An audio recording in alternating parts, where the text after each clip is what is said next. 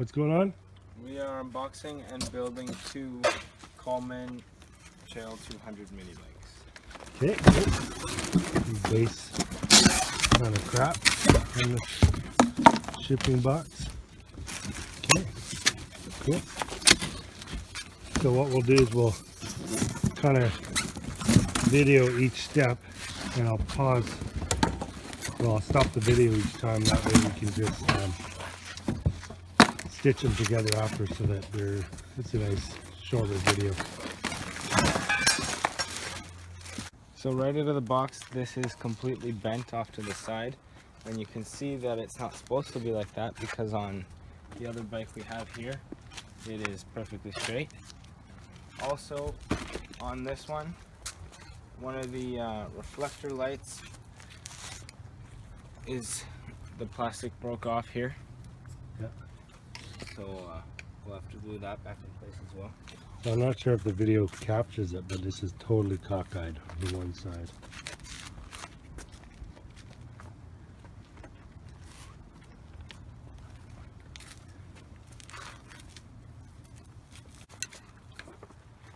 Okay, so this is what it looks like when it's out of the bike.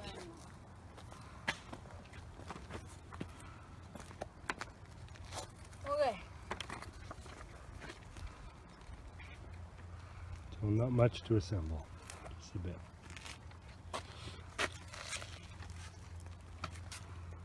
Another thing we noticed about the packaging and how well it was done is that the cables most of them are kinked, and this one is actually cracked so that you can see the inside of the cords.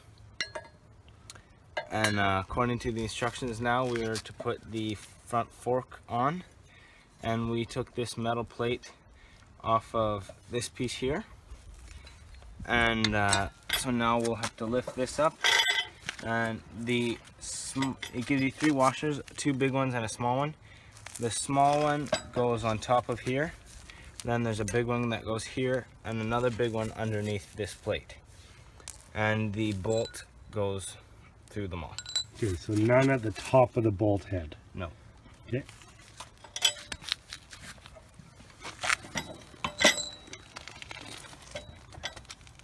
Oh wait, there's a kickstand. No, that's not going to work. It's only on one side. Okay, so we can probably put that on there, right? Yep. That. Okay, lift it up, Ron.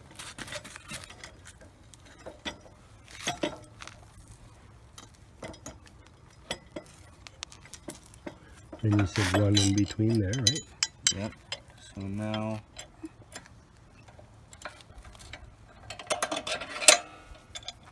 then we have one that comes, lift it up in between here. Good job.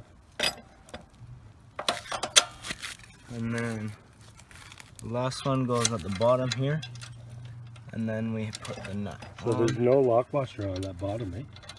Nope. Oh, that's a lock nut. It's a locking nut, yeah. Yeah, okay, good. Need the And then we'll just use the wrench. Okay, I'll pause that while you tighten it. Go ahead. Now that we have got the front fork on, we've noticed that when tightening the bolt and the nut down here, since this is a self-locking nut with the ring of plastic, wherever you stop tightening it, it will be tight and not loosen as much. So we tightened it a little bit too much, and there was a lot of tension. So you want to be able to turn it where it's still loose, but with a little bit of tension, so that it doesn't come undone. Excellent. So before I start tightening it all, I want to mention that how it came with many scratches. We don't know what that's from, but it's probably from bouncing around in the box. But yeah, that's another not good thing that it came with.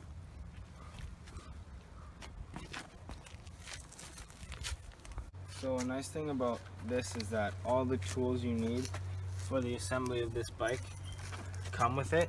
We are using a ratchet for some of the parts just to speed things up a little bit. But now the next step is to attach the front rack to the steering column and the front fender.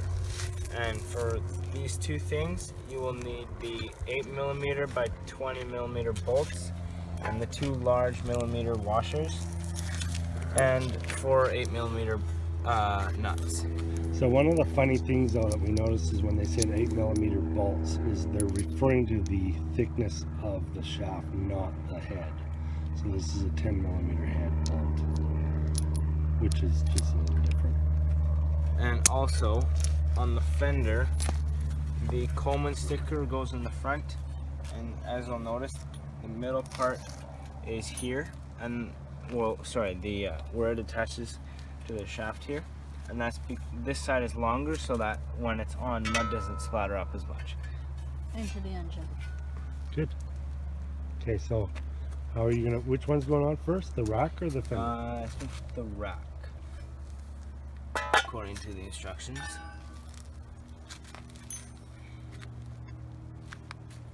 So that goes here. Which that doesn't look like it looks like it's supposed to go there, but there's not a.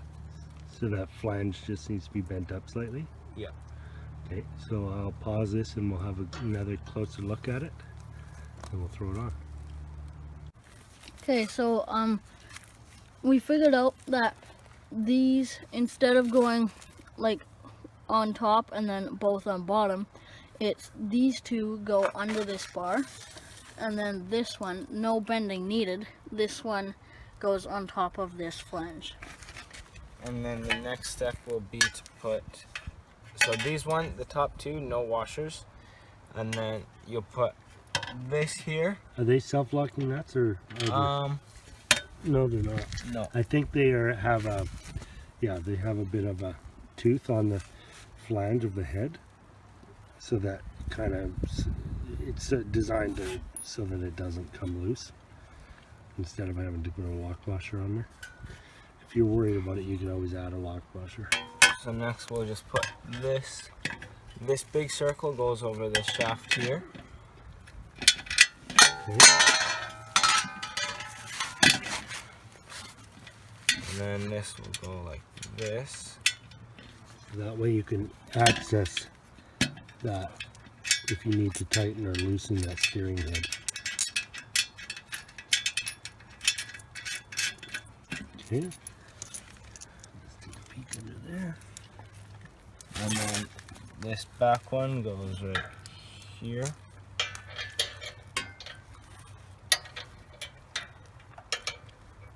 You can see we haven't even built this, and the paint is obviously, I mean, these are not very expensive to buy, so you can see why everything's cheap, but like the paint is cheap, it is not durable at all.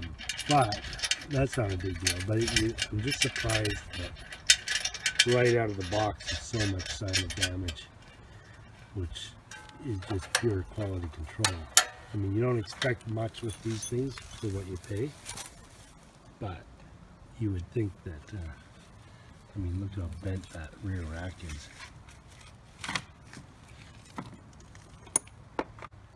So now we've got the rack and the fender on both bikes. That's all set up, screwed in. So now we're gonna put the wheel on, and one thing is the arrow. See the arrow here? That arrow needs to go forward. So this is the way it's supposed to go, right here. And here, these washers need to go on the inside, not the outside. So right Between the bearing and the fork. Excellent. Okay, like that. And the other side. Missing something there, Will? Yep.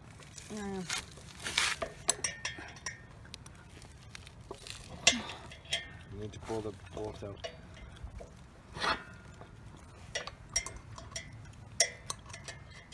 You got her. Man, this is annoying. Hmm? Good job. Back a little. No, up. There. Okay. So it should. This should be closer. We need to put the nut on. Yep, we can tighten that nut. That'll do it. So 17 and a 19. There's a 17, and then The bolt. we'll need the 19. The bolt is the 19, I think, and the nut is the 17. Good. Or vice versa. Yeah. Okay, this Bolt is is the, 17. Nut is 19. so I'll hand tighten this as Good. far as I can. And why do you start a nut by hand always? To avoid caution. Very good. And then the 19. Hold that there. So the next step is to install the clutch cover and these zip ties to protect the cables. So we're just gonna, there's 3 zip ties provided, and then there is some pins provided for the clutch cover.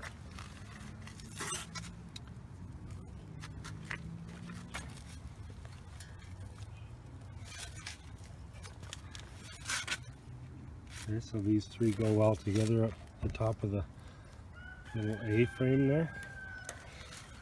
New one maybe here, or Basically so branches and stuff don't get caught in it. Okay, and then there's also another clip down here. So it looks like we're going to have to bunch those together. And then the clutch cover. clutch cover over here. These knobs go through the holes in the cover. So we'll just slip it in the bottom. And then Here, you want to pass me one? I can put some on the bottom. one right there. So not much to it when you want to grease your chain or whatever. One thing this chain doesn't come with is hardly any oil or grease on it, so you may want to get some motorcycle chain grease because it doesn't fly off. You can just spray it on and it stays on there.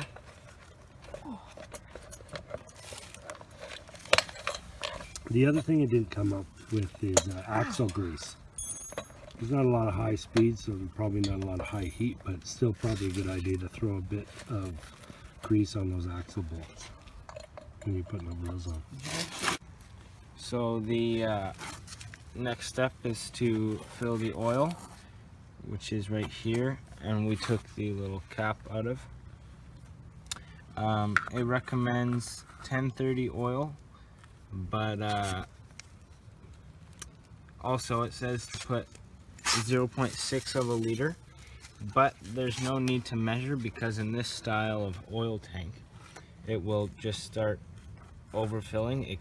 You can't really do more than it can hold, so we want to fill it just until it starts dripping out of here.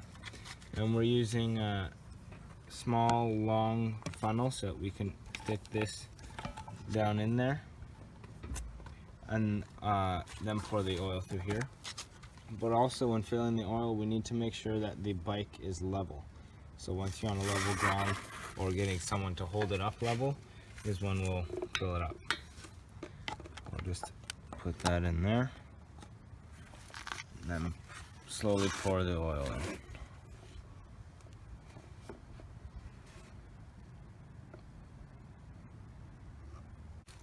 So as you can see, we've overfilled the oil a little bit, but that's a good thing because when you start the engine, it takes time for the oil to get through the whole engine and it'll move to the top of the engine. So after it's run for about 30 seconds, you'll want to stop it and leave it for a minute, let it cool down and sit, and then recheck your oil. and if needed, fill it up again. But for now, we're just gonna put the cap back on. So the beauty of this style, as like Damon mentioned, is you can't really overfill. Overfilling oil in an engine is very bad, but on this design, you can't truly overfill very easily anyway. So what we just did is we adjusted the brake here, and so we sit on it as if you're gonna ride it and feel where it feels comfortable. This one started up out here, so we brought it down to where it felt comfortable. This is a 8mm bolt, but you need to be very careful of tightening it too much, because these are just cheap aluminum and they crack super easily if you tighten them too much. And if you're worried about it snapping or breaking off or slipping or whatever, you can, a trick to fixing that is by taking a piece of inner tube from a bicycle tire and using that rubber, just a little piece, putting it in there. So taking this off, putting it in there, and then putting it back on, and that enables it to stop from sliding because the rubber adds friction. So to adjust this, so it came in the package like this, with this gap, with about a full centimeter gap, but it's supposed to only have 2 to 4 millimeters to a 1/16 of an inch. So about that much is supposed to have Of free play before it engages, right? Before it starts the brake. So it should be about that, but this is like that. Okay, so how do we change that? So we're going to pull this out and then adjust this. Okay. So we'll adjust both of those to where we find what we want. So how is it now? Is that better? So the brake starts here, so a little bit more.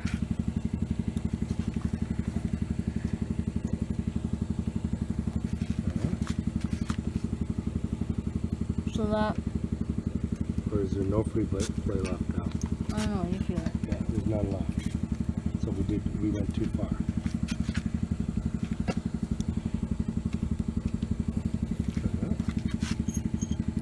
There, that's the amount of free play. Okay, So that's now, perfect. do you remember what we do with that one? No. So that's the lock nut.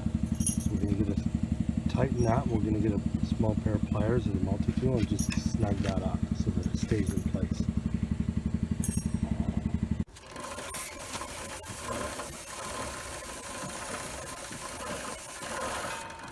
Okay, so this is just a bit of proper chain lube that won't fly off as you're riding. Now we rock the front tire and the side stand just to gently pull the rear off. That way we don't have to jack it up and keep moving the bike in order to get the whole chain. So down here, this gray one, I believe the big one is kill switch.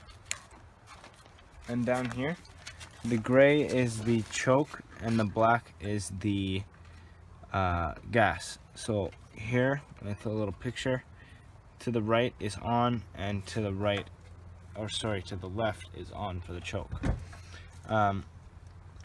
Even though it's a warm day out, it's the first time starting it, so we'll probably still need a choke. And what are we doing now? Are we just going to run it around the yard right away? No, we're going to start it, let it sit for 30 seconds, recheck the oil, fill it up if we need it, because like we said earlier, the oil still needs to run through the engine, and that'll take up some of the oil out of the tank.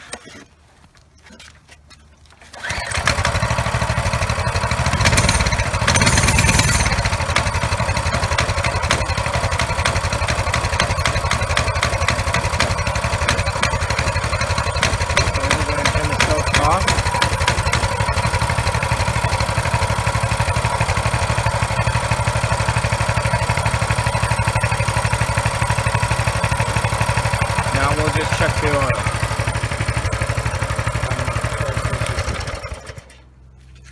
good. So that was a first pull, like barely even a pull, and that fired up. So one suggestion is never rev an engine that hasn't been run in a while, and never, because you have to give it time for the oil to get to the top of the engine. So you never want to heat that up while there's no oil there. Those dry starts is actually what wears an engine down more than anything, really. So I'm gonna give that about, okay, we'll check it now. So we'll see if it looks like it needs oil. And the oil is still right behind the edge. Okay, great. So it's such a small engine that we were slightly overfill to begin with. It's such a small engine that, you know, the amount that it took up at the top of the engine wasn't that much. But I would still, there's enough engine oil now to run it. But I would say after 10 minutes, 15 minutes, we check it again.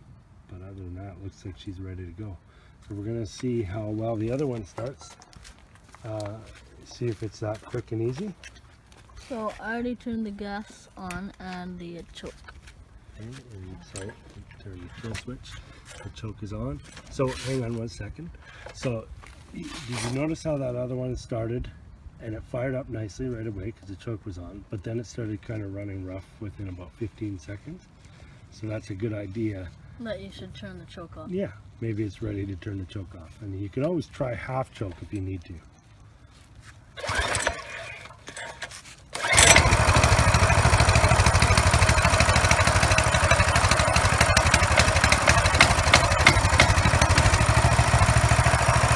Beautiful.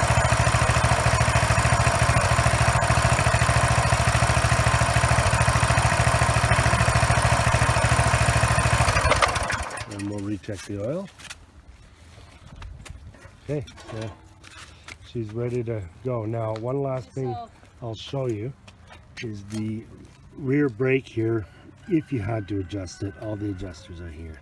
So I'm hoping everything's just fine from the factory. But if we need to, it's very classic old style adjustments. Real simple.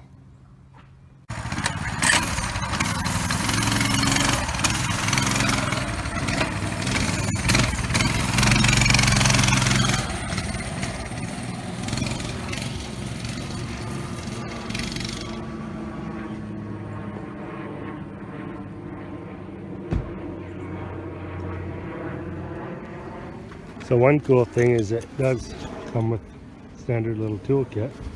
So if you're out in the back, you can, out in the backwoods, you can fix almost everything on this thing quickly.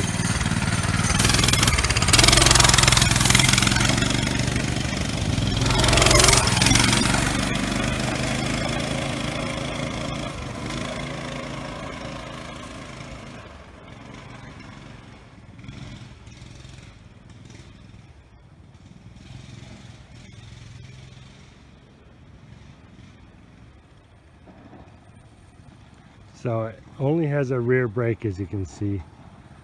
So you still got to be careful with it. You can work with the governor on this thing so you can get more speed, but with kids you may want to be very aware of that. Maybe you don't want to. But it's kind of a perfect little hunting rig.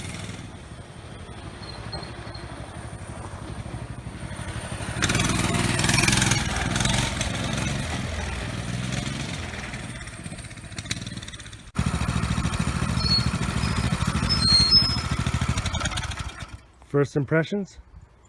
It's pretty bumpy for me. It's quite bumpy. It's like, There's no shocks at all, right? no. So I think we could reduce the air pressure on the tires for you guys, because you guys are so light that you guys can get away with a lot less air pressure. Yeah. So I think, Also, yeah, go ahead. I found that the pegs need to be back a little bit. For example, when you're standing up, it feels like your weight is forward. Yeah, well, you might not be able to do a lot about that.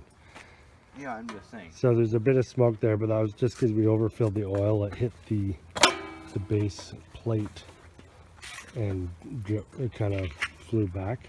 a little bit. Yeah, but it's pretty good. Yeah. Enough power to get you up that hill? Yep. Cool. So we'll get a pair of scissors and just snip these little zap straps. Yeah, so when I was going max speed up the hill, yeah, that was max speed. Yeah. So we're going to be able to adjust the governor on it, no problem, where we can get a fair bit more throttle out of it.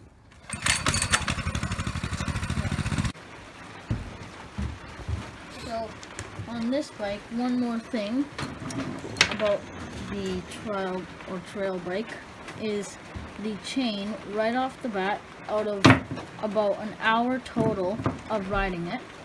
And me and my brother have ridden many times before. We know how to ride a bike.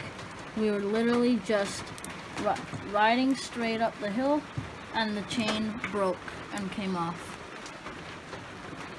So I mean, I don't think anybody minds that this bike is cheaply made, but something as important as a chain, being so cheap and flimsy with a very light child rider and it breaking is not very impressive, especially if you want to take this out hunting or fishing. You at least want to rely on your chain. And we're going to call this number here. We'll see what the customer service is like and I'll report back. So 2 brand new bikes and not even an hour of riding and we've had troubles. So like I said, this came bent. I can live with it. Overall we can live with a lot of the things, but that's a little disappointing. So hopefully they fix it.